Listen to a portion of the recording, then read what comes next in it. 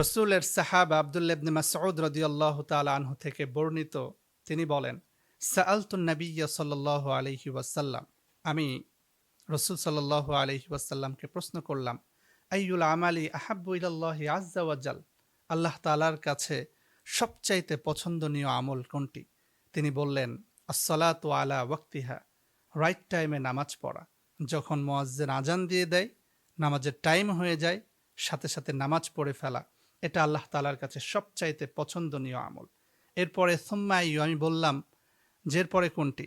তিনি বললেন, বিররুল ওয়ালিদাইন, পিতামাতার সাথে সদ আচরণ করা, পিতামাতার সাথে ভালো ব্যবহার করা, নরম ভাষায় কথা বলা, গরম ভাষায় কথা না বলা।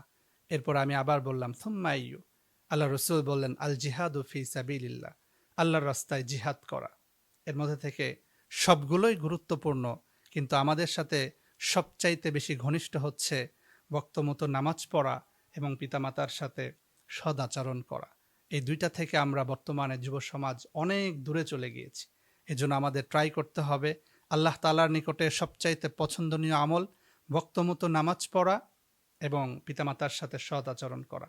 আমরা যদি এই আমলগুলো করতে পারি, তাহলে আমাদের জীবনটাকে সুন্দর করে দিবে একজন, তিনি কে?